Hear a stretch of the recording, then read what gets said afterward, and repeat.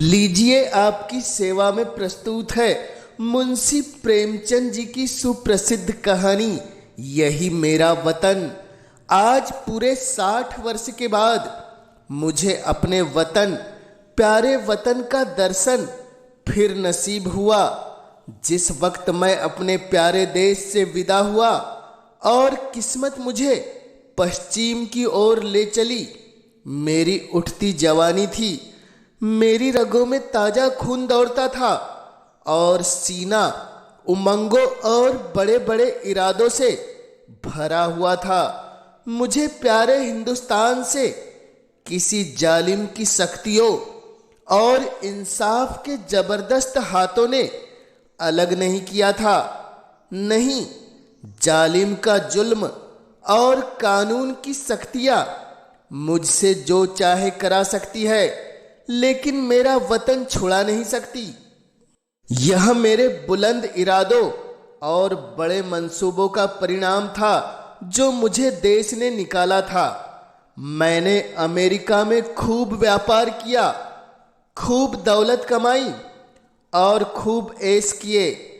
भाग्य से बीवी भी ऐसी पाई जो अपने रूप में बेजोड़ थी, जिसकी खूबसूरती की चर्चा सारे अमेरिका में फैली हुई थी और जिसके दिल में किसी ऐसे ख्याल की गुंजाइश भी न थी जिसका मुझसे संबंध न हो।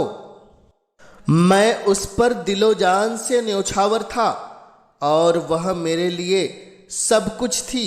मेरे 5 बेटे हुए, सुंदर, हष्ट पुष्ट और नेक, जिन्होंने मेरे व्यापार को और भी चमकाया और जिनके भोले नन्हे बच्चे इस वक्त मेरी गोद में बैठे हुए थे। जब मैंने प्यारी मातृभूमि पर अंतिम दर्शन करने के लिए कदम उठाया, मैंने बेशुमार दौलत, वफादार बीवी, सपूत बेटे और प्यारे प्यारे जिगर के टुकड़े, ऐसी ऐसी अनमोल नेमतें छोड़ दी, इसलिए कि प्यारी भारत माता का अंतिम दर्शन कर लूं। मैं बहुत बूढ़ा हो गया था, 10 और हो तो पूरे 100 बरस का हो जाऊं, और अब अगले मेरे दिल में कोई आरजू बाकी है तो यही कि अपने देश की खाक में मिल जाऊं। यह आरजू कुछ आज ही मेरे मन में पैदा हुई है। उस वक्त भी थी जबकि मेरी बीवी अपनी मीठी बातों और नाजुक अदाओं से मेरा दिल खुश किया करती थी, जबकि मेरे नौजवान बेटे सबसे आकर बूढ़े बाप को अदब से सलाम करते थे। उस वक्त मेरे जिगर में एक कांटा सा खटकता था और वह कांटा यह था कि मैं यहाँ अपने देश से निर्वासित हूँ। यह देश मेरा नहीं है, मैं इस देश का नहीं हूँ। धन मेरा था, बीवी मेरी थी, लड़के मेरे थे और जायदादें मेरी थी, लेकिन जाने क्यों मुझे रह रह कर अपनी मातृभूमि के टूटे टूटे झोंपड़े, 4-6 बीघा मौरूसी जमीन और बचपन के लंगोटिया यारों की यादें सताया करती थी। और अक्सर खुशियों की धूमधाम में यह ख्याल चुटकी लिया करता था कि काश मैं अपने देश में होता। मगर जिस वक्त बंबई में जहाज से उतरा और काले कोट पतलून पहने टूटी फूटी अंग्रेजी बोलते मल्लाह देखे, फिर अंग्रेजी दुकानें, ट्रामवे और मोटर गाड़ियां नजर आई, फिर रबड़ वाले पहिए और मुंह में चूरट दाबे आदमियों से मुठभेड़ हुई, फिर रेल का स्टेशन और रेल पर सवार होकर अपने गांव को चला। प्यारे गांव को जो हरी भरी पहाड़ियों के बीच में आबाद था, तो मेरी आंखों में आंसू भर आए। मैं बहुत रोया, क्योंकि यह मेरा देश न था, यह वह देश न था जिसके दर्शन की लालसा हमेशा मेरे दिल में लहरें लिया करती थी। यह कोई और देश था, यह अमेरिका था, इंग्लिस्तान था, मगर प्यारा भारत नहीं। रेलगाड़ी जंगलों, पहाड़ों, नदियों और मैदानों को पार करके मेरे प्यारे गांव के पास पहुंची, जो किसी जमाने में फूल पत्तों की बहुतायत और नदी नालों की प्रचुरता में स्वर्ग से होड़ करता था। मैं गाड़ी से उतरा तो मेरा दिल बांसों उछल रहा था। अब अपना प्यारा घर देखूंगा, अपने बचपन के प्यारे साथियों से मिलूंगा। मुझे उस समय बिल्कुल याद न रहा कि मैं 90 साल का बूढ़ा हूं। जैसे जैसे गांव के नजदीक पहुंचता था, मेरे कदम तेज तेज उठते थे और दिल में एक ऐसी खुशी लहरें मार रही थी कि जिसे बयान नहीं किया जा सकता था। हर चीज पर आंखें फाड़ फाड़ कर निगाहें डालता। आहा, यह वही नाला है जिसमें हर रोज घोड़े नहलाते और खुद गोते लगाते थे, लेकिन अब इसके दोनों तरफ कांटेदार तारों की चार दीवारी खिंची हुई थी और सामने एक बंगला था जिसमें 2-3 अंग्रेज बंदूक लिए इधर उधर ताक रहे थे। नाले में नहाने या नहलाने की सख्त मनाही थी। गांव में गया और आंखें बचपन के साथियों को ढूंढने लगी, लेकिन अफसोस वह सबके सब मौत का निवाला बन चुके थे और मेरा टूटा फूटा झोपड़ा, जिसकी गोद में बरसों तक खेला था, जहां बचपन और बेफिक्रियों के मजे लूटे थे, जिसका नक्शा अभी तक आंखों में फिर रहा है, वह अब मिट्टी का एक ढेर बन गया था। जगह गैर आबाद न थी। सैकड़ों आदमी चलते फिरते नजर आए, जो अदालत और कलेक्टरी और थाने पुलिस की बातें कर रहे थे। उनके चेहरे बेजान और फिक्र में डूबे हुए थे और वे सब दुनिया की परेशानियों से टूटे हुए मालूम होते थे। मेरे साथियों के से हष्ट पुष्ट सुंदर गोरे चिट्ठे नौजवान कहीं न दिखाई दिए। वह अखाड़ा जिसकी मेरे हाथों से बुनियाद डली थी, वहां अब एक टूटा फूटा स्कूल था और उसमें गिनती के बीमार शक्ल सूरत के बच्चे, जिनके चेहरों पर भूख लिखी थी, चीथड़े लगाए बैठे ऊँघ रहे थे। नहीं, यह मेरा देश नहीं है। यह देश देखने के लिए मैं इतने दूर से नहीं आया। यह कोई और देश है, मेरा प्यारा देश नहीं। फिर मैं उस बरगद के पेड़ की ओर दौड़ा, जिसकी सुहानी छाया में हमने बचपन के मजे लूटे थे, जो हमारे बचपन का हिंडोला और जवानी की आरामगाह था। इस प्यारे बरगद को देखते ही रोना सा आने लगा और ऐसी हसरत भरी, तड़पाने वाली और दर्दनाक यादें ताजा हो गई कि घंटों जमीन पर बैठकर रोता रहा। यही प्यारा बरगद है जिसकी फुनगियों पर हम चढ़ जाते थे, जिसकी जटाएं हमारा झूला थी और जिसके फल हमें सारी दुनिया की मिठाइयों से ज्यादा मजेदार और मीठे मालूम होते थे। वह मेरे गले में बाहें डालकर खेलने वाले हमजोली, जो कभी रूठते थे कभी मानते थे, वह कहाँ गए? आह, मैं बेघरबार मुसाफिर क्या अब अकेला हूँ? क्या मेरा कोई साथी नहीं? इस बरगद के पास अब थाना और पेड़ के नीचे एक कुर्सी पर कोई लाल पगड़ी बांधे बैठा हुआ था।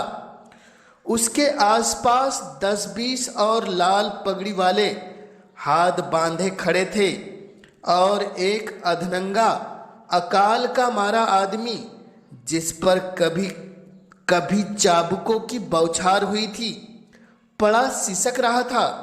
मुझे ख्याल आया, यह मेरा प्यारा देश नहीं, यह कोई और देश है। यह यूरोप है, अमेरिका है, लेकिन प्यारा देश नहीं है, हरगिज नहीं है। इधर से निराश होकर मैं उस चौपाल की ओर चला जहां शाम को पिताजी गांव के और बड़े बूढ़ों के साथ हुक्का पीते और हंसी दिल्लगी करते थे। हम भी उस टाट पर कलाबाजियां खाया करते थे। इस चौपाल में लगी हुई एक गौशाला थी जहां गांव भर की गायें रखी जाती थी और हम यही बछड़े के साथ कुलेले करते थे। अफसोस अब इस चौपाल का पता न था। वहां अब गांव के टीका लगाने का स्टेशन और एक डाक खाना था। उन दिनों इसी चौपाल से लगा हुआ एक कोल्हाड़ा था जहां जाड़े के दिनों में ऊख पेरी जाती थी और गुड़ की महक से दिमाग तर हो जाता। हम और हमारे हमजोली घंटों गंडेरियों के इंतजार में बैठे रहते थे और गंडेरिया काटने वाले मजदूरों के हाथों को तेजी पर अचरज करते थे। जहां सैकड़ों बार मैंने कच्चा रस और पक्का दूध मिलाकर पिया था। यहाँ आसपास के घरों से औरतें और बच्चे अपने अपने घड़े लेकर आते और उन्हें रस भरवा कर ले जाते। अफसोस वह कोल्हू अभी ज्यों के त्यों गड़े हुए हैं, मगर देखो कोल्हाड़े की जगह अब एक सन लपेटने वाली मशीन है और उसके सामने एक तंबोली और सिगरेट की दुकान है। इन दिल को छलनी करने वाले दृश्यों से दुखी होकर मैंने एक आदमी से जो सूरत से शरीफ नजर आता था कहा, बाबा मैं परदेसी मुसाफिर हूँ, रात गुजारने के लिए मुझे जगह दे दो। उस आदमी ने मुझे सिर से पैर तक घूर कर देखा और बोला, आगे जाओ, यहाँ जगह नहीं है। मैं आगे गया और यहाँ से फिर हुक्म मिला, आगे जाओ।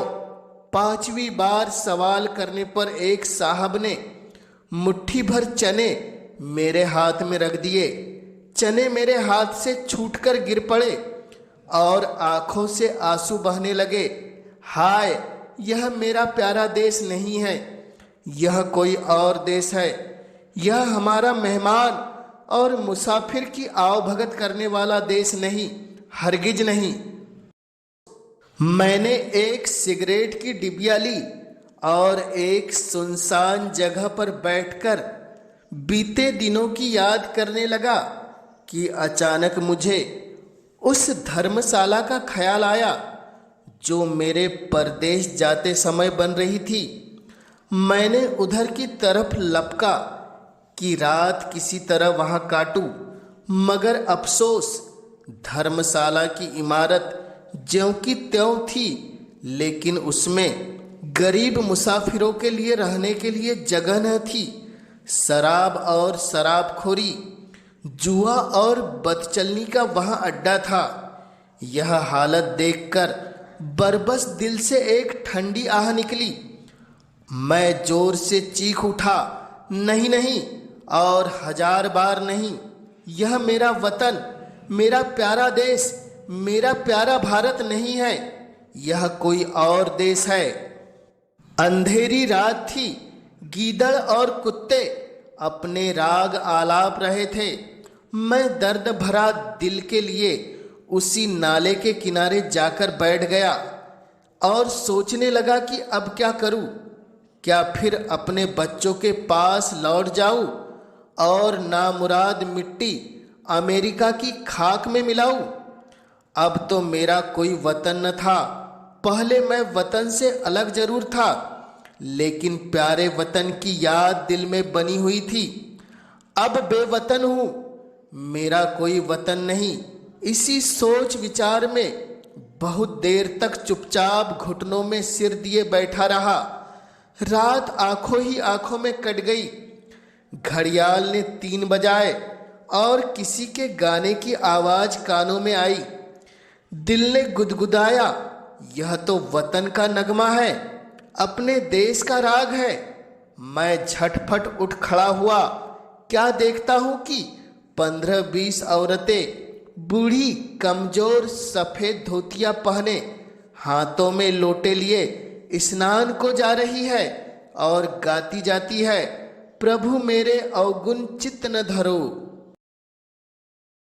इस मादक और तड़पा देने वाले राग से मेरे दिल की जो हालत हुई उसका बयान करना मुश्किल है। मैंने अमेरिका की चंचल से चंचल हंसमुख सुंदरियों की आलाप सुनी थी और कई बार उनकी जबानों से मोहब्बत और प्यार के बोल सुने थे जो मोहक गीतों से भी ज्यादा मीठे थे। मैंने बच्चों के अधूरे बोलो और तोतली बानी का आनंद उठाया था, लेकिन जो लुप्त, जो मजा, जो आनंद मुझे इस गीत में आया वह जिंदगी में कभी और हासिल न हुआ था। मैं भी मन ही मन इस गाने को गाता चला जा रहा था कि तभी मुझे बहुत से लोगों की बातचीत सुनाई पड़ी और कुछ लोग हाथों में पीतल के कमंडल लिए शिव शिव हर हर गंगे नारायण नारायण कहते हुए दिखाई दिए। मेरे दिल ने फिर गुदगुदाया, यह तो मेरे प्यारे देश की बातें थी। मारे खुशी के दिल बाग बाग हो गया। मैं इन आदमियों के साथ हो लिया और 1 2 3 4 5 6 मील पहाड़ी रास्ता पार करने के बाद हम उस नदी के किनारे पहुंचे जिसका नाम पवित्र है, जिसकी लहरों में डुबकी लगाना और जिसकी गोद में मरना हर हिंदू सबसे बड़ा पुण्य समझता है। गंगा मेरे गांव से 6-7 मील पर बहती थी और किसी जमाने में सुबह के वक्त घोड़े पर चढ़कर गंगा माता के दर्शन को आया करता था। उनके दर्शन की कामना मेरे दिल में हमेशा थी। यहाँ मैंने हजारों आदमियों को इस सर्द ठिठुरते हुए पानी में डुबकी लगाते देखा।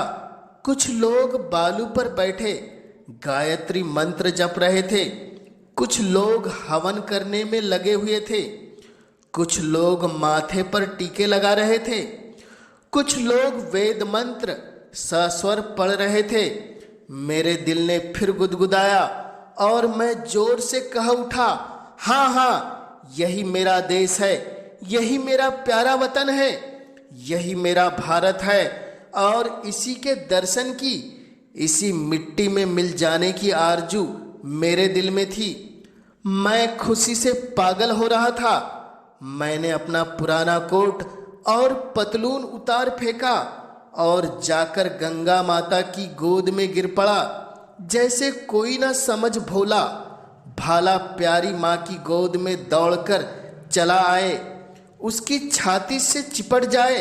हाँ, अब मैं अपने देश का हूँ, यह मेरा प्यारा वतन है, यही लोग मेरे भाई है, गंगा मेरी माता है। मैंने ठीक गंगा जी के किनारे एक छोटी सी झोपड़ी बनवा ली और अब मुझे सिवाय राम नाम जपने के और कोई काम नहीं। मैं रोज शाम सवेरे गंगा स्नान करता हूँ और यह मेरी लालसा है कि इसी जगह दम निकले और मेरी हड्डियाँ गंगा माता की भेंट चढ़े। मेरे बीवी बच्चे मुझे बार बार बुलाते हैं, मगर अब मैं यह गंगा का किनारा और यह प्यारा देश छोड़कर वहां नहीं जा सकता। मैं अपनी मिट्टी गंगा जी को सौंपूंगा। अब दुनिया की कोई इच्छा, कोई आकांक्षा यहाँ से नहीं मुझे हटा सकती, क्योंकि यह मेरा प्यारा देश, मेरी प्यारी मातृभूमि है और मेरी लालसा है कि मैं अपने देश में मरूं। तो दोस्तों, मुंशी प्रेमचंद जी की यह प्रसिद्ध कहानी यही मेरा वतन आपको कैसी लगी हमें कमेंट्स के माध्यम से जरूर बतलाएं। और चैनल पर पहली बार आए हैं तो इस चैनल को जरूर कर ले सब्सक्राइब, ताकि आप तक हिंदी साहित्य की अनमोल कृतियाँ और रोचक किस्से कहानियाँ सबसे पहले पहुँच सके। आप इस चैनल पर इस कहानी के माध्यम से आए, आपका बहुत बहुत आभार।